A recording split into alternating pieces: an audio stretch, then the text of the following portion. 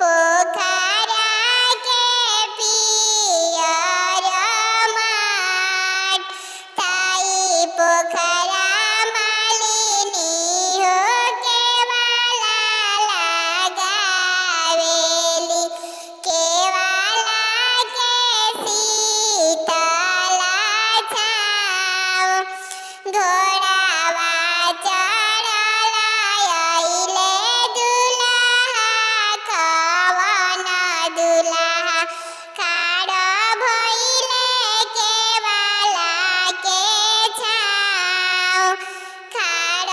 भइले केवाला के छाव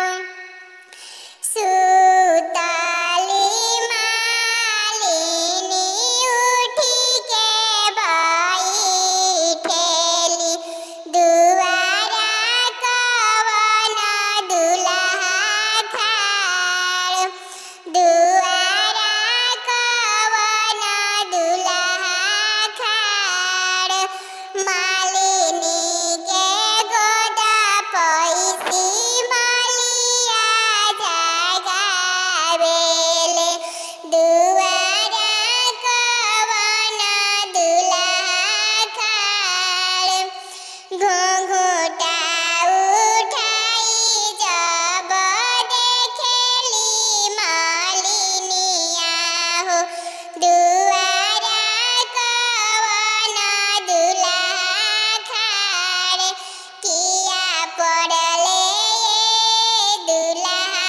काज परोजना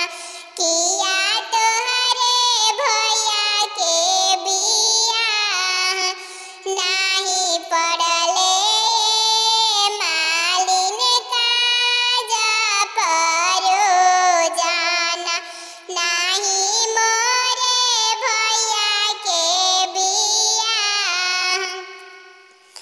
हमारो लगनिया मालिन आशय गुताइले हो हमारो जे होखेला बियाह हमारो जे होखेला बियाह ऐसन माउरी उरेही मालिनिया हो लो